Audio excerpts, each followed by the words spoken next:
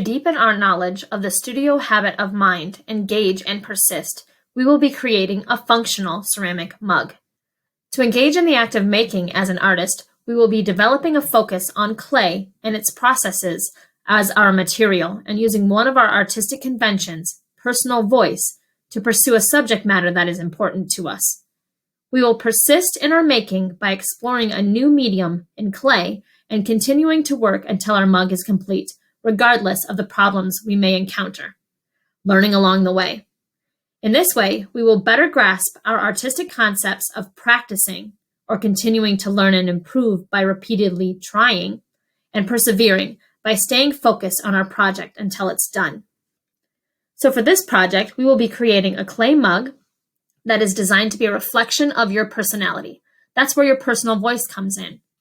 We're going to follow one of your thumbnail sketches, and we're going to be using 2 ceramic building processes, slabs and coils. For this project, we'll be focusing on balance as our principle of design. Remember that even though we focus on a new principle in each project, we will still be considering the principles that we've already discussed in our previous work. So far, we've talked about contrast, meaning the difference in the elements of design, and we've talked about movement, in our work, the illusion of depth. Balance is the distribution of visual weight in a work of art. There are 2 types of balance: actual balance and implied balance. Actual balance refers to 3D forms. Remember, a form is a shape in the round. Actual balance occurs when a form in the round, meaning we can view it from all sides, balances on a flat surface. That means it stands, doesn't wobble, doesn't fall over. Actual balance refers to sculptures, ceramics, pieces that are meant to be seen all the way around. Implied balance refers to 2D works. This happens when a work feels balanced throughout the composition. This is done through the elements of design like color, value, texture, form, shape, line. Those elements work together to create balance. Just as with most of the other principles, balance is subjective. What may appear balanced to me may not appear balanced to you. For this project, we'll be working with actual balance. To begin our process, we're going to be discussing the basics of strong shape design and how it pertains to this project. We will then create 3 different thumbnail sketches of how our mug is going to look in the round, both in form and function. Finally, we'll build our mugs using the techniques that will be demonstrated in class. As discussed in our very first project, shape is one of the basic elements of art and design. There are 3 foundational shapes: circles, squares, and triangles. As we learned, these shapes can be modified to make different shapes. A rotated square is a diamond. A flattened circle is an oval, and so on. Artists use these basic shapes together to make more complex forms. As we can see in the image here, the characters are made out of basic shapes. The snail is a circle combined with other ovals and triangles to make its form. The cowboy gecko is a combination of circles, triangles, cylinders, squares, all put together to make its form. We can break down these more complex shapes, in this case characters, into simple shapes. By building up simple shapes, artists create complexity. We can see the importance of basic shapes in not only character design, but in how a mug is created as well. The strongest designs in any art form are based on simple shapes. As mentioned before, these designs can be built by combining different simple shapes together: circles, squares, triangles, ovals, etc. Designs that are too complex or too complicated become visually overwhelming. Our eye just doesn't know where to look or doesn't have any area to rest. This mug is a good example of using basic, simple shapes. The face is constructed out of a triangle for the nose, ovals for the eyes, squares to make the teeth.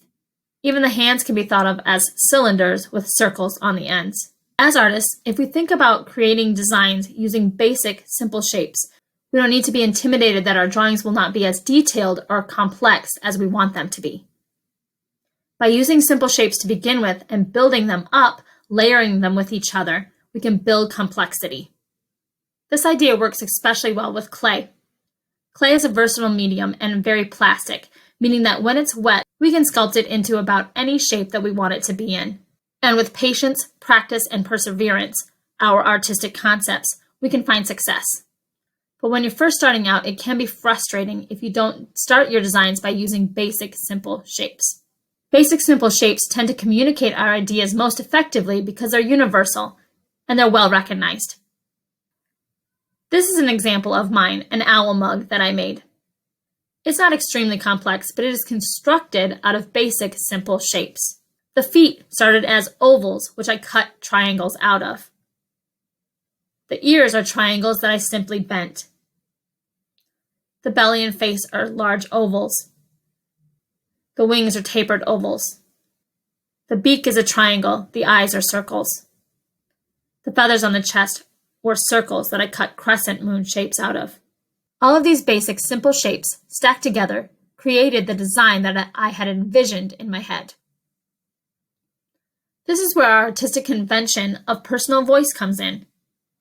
Now that we understand shape and its importance in design and communication, we can take our own personality, our personal voice, in what we choose to create, our subject matter. If you're anything like me, a blank piece of paper can often be intimidating. I tend to start all of my sketches by jotting down ideas first. I write anything that comes into mind, the good and the bad. It's good to brainstorm through a lot of ideas to get to your best idea. Think about several different aspects of your personality that you would like to incorporate into this design. What are your interests? What holds your attention? What do you really like? Is it music?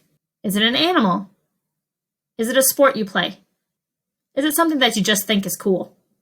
Once you have that list, try them out in a visual format by sketching them.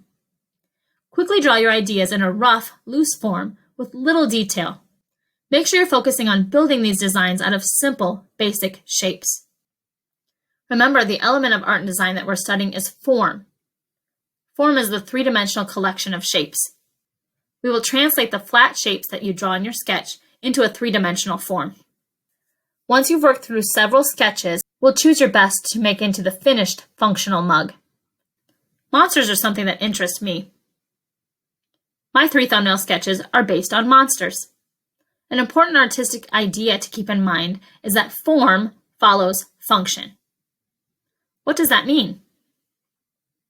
That means the form, or the general shape that your mug takes, must also be functional as well. In our case, it must be a mug that you can lift and drink out of. In this sketch of mine, I thought I'd have a little lid on the top of my mug that you could remove when adding your drink, and a small circle opening at the monster's mouth to insert a straw. So again, form follows function. The design of the mug, its shape, is derived from its function, or what it's used for. So as you're sketching, remember this. Where you place your handles should not only be an important part of the design, but it should also be comfortable to use. Where you place any extra details should also be considered as well. Remember, our function is a design that is easy to drink from, since our finished product is going to be a mug that you could use on a daily basis. The form should be aesthetically pleasing, but also functional. In this monster mug sketch of mine, I thought about form and function. The monster's 2 arms serve as handles. When I did this sketch at first, I put the eyes on the front side of the mug. But then, remembering that form follows function, I moved the eyes to the back of the mug. That way I could drink out of it. It's important to remember that this mug has to be functional, something that you could drink out of. But the design should also carry your personal voice. Here are a couple examples of how form follows function. In the mug on the left, the character's arms go up to its head, but they also serve as handles. In the mug on the right, the tail serves as the handle. When thinking about handles and the idea that form follows function, your handle becomes a crucial part of your design. It should be there to lift the mug, but it should also be visually interesting. So what could it be to be both? Could it be a character's arm, the wing of a bird, the neck of a guitar, a treble clef like in this example? Here are a couple of great examples of handles that are both functional and aesthetically pleasing. Something that your eye likes to look at. An integral part of the design. In the example with the cactus, the arms are both a part of a cactus and handles. In the octopus example, the tentacle becomes a handle to lift the mug. But I want you to be playful with this. Have fun. Experiment with the media and your design. Think about our other artistic convention, proportion. Are some things really short? Some things really long? How will you work out proportion in your mug? Remember that proportion is when certain objects feel in balance with others. For example, how big my monster's arms are compared to his body. Are they in proportion or out of proportion? That's up to you as the artist. Some things to consider are having a lid that you remove from your mug, raising your mug up so that it sits on legs, having the opening of your mug only be enough to pour liquid in and drink out of. These are all things to take into consideration as you're drawing your mug. Remember, though, that your final design must be a functional mug. It has to be something that you could possibly drink from, even if you don't plan on ever using it for that purpose. Here's some great examples of both proportion and those things to consider. In the hedgehog mug on the left, the proportions seem a bit unbalanced on purpose. Those are really skinny legs for such a round body. In the mug on the right, the artist added actual legs to the bottom of the mug, which is a clever concept. Don't forget that your personal voice, your interests, should shine through in what you design for your mug. There are so many different ways that your design can be successful with this project. Consider not only what could be on the outside of your mug, but what could also be on the inside of your mug.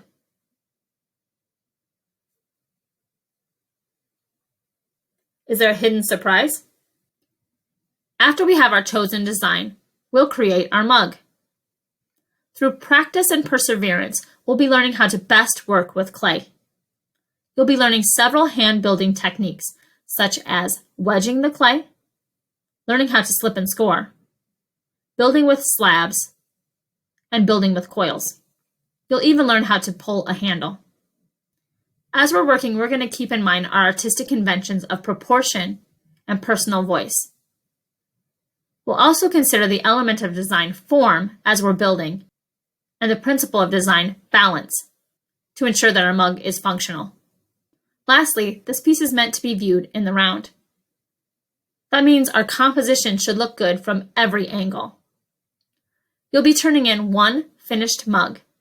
It will be a minimum of 4 inches high. That measurement will be taken before it completely dries out.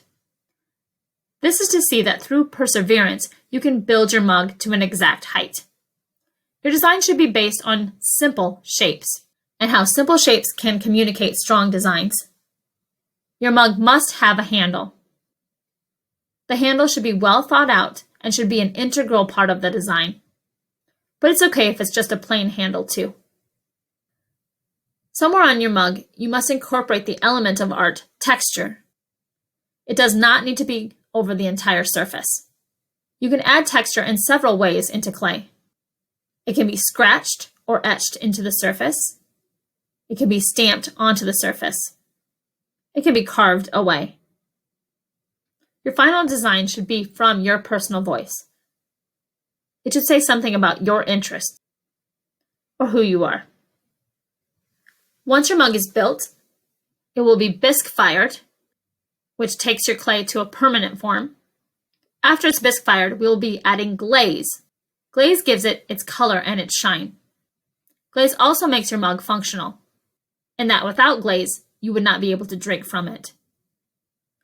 Glaze makes your mug food safe, or in our case, drink safe. Through this project, we'll be engaging with clay as our new medium and persisting until we have a completed, functional ceramic mug form.